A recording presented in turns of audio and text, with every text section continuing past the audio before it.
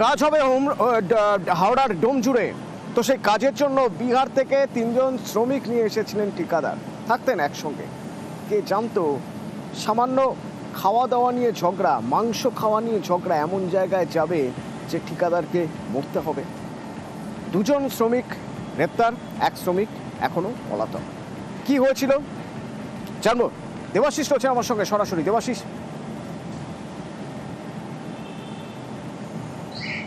দেখো, এই মবিনুল শেখ যে কিনা মুর্শিদাবাদের বাসিন্দা, সে দীর্ঘদিন ধরে হাওড়ার বিভিন্ন মূলত কনস্ট্রাকশনের কাজ করতো এবং তিনি ছিলেন হচ্ছে লেবার কন্ট্রাক্টর। এবং পাকুড় থেকে, বিহারের পাকুড় থেকে 3 থেকে 4 জন শ্রমিক নিয়ে সে ডোমজুড়ে দীর্ঘদিন ধরে থাকছিল বাড়ি ভাড়া নিয়ে, এবং সেখান থেকেই কাজকর্ম করত। গতকাল রাত্রিবেলা মাংস খাওয়া নিয়ে এদের মধ্যে একটি গন্ডগোল হয়। যে প্রধান যে যখন কাজ থেকে পেরে সে এসে দেখে তার জন্য মাংস নেই, তা নিয়েই কিন্তু গন্ডগোল বাঁধে। এবং সেই গন্ডগোলের জেরে কার্যত 3 থেকে 4 জন এই শ্রমিক তারা তাদের যে মালিক অর্থাৎ ঠিকাদার মবিনুল শেখকে গণপিটুনি শুরু করে। এবং মারধর কি দিয়ে করা হয়?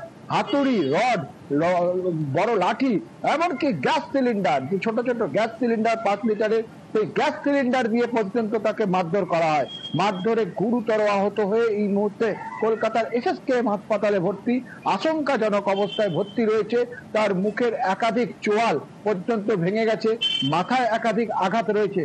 তবে এই ঘটনা হঠাৎ করে কেন ঘটলো তা নিয়ে কিন্তু তদন্ত শুরু করেছে ডোমজুড় থানার পুলিশ। পরিস্থিতি নিয়ন্ত্রণে আনতে এলাকায় র্যাব বসানো হয়েছে, পুলিশ মোতায়েন করা হয়েছে। পাশাপাশি 2 জনকে গ্রেপ্তার করতে সক্ষম হলেও এখনো পর্যন্ত অভিযুক্ত 1 জন এবং তাদের সঙ্গী আরো 1 জন, 2 জনের খোঁজ কিন্তু পায়নি পুলিশ। তাদের খোঁজে ইতিমধ্যে শুরু হয়েছে তল্লাশি। তবে আশঙ্কাজনক অবস্থায় হাসপাতালে ভর্তি ঠিকাদার। ধন্যবাদ। লেবাররা মালিককে মেরেছে। কেন মারলো? কি শুনলে? কিছু ঝামেলা হয়েছিল? ঝামেলা বলতে ওদের কি নিয়ে খাওয়া নিয়ে ঝামেলা হয়েছিল। যে হেড মিস্ত্রি বলেছিল যে তোমরা একাই খেললে তো আমাদের জন্য তো 2 পিস রাখতে পারতে, 1 পিস করে। হ্যাঁ, ওই নিয়ে মারপিট। ওই নিয়ে মেরেছে।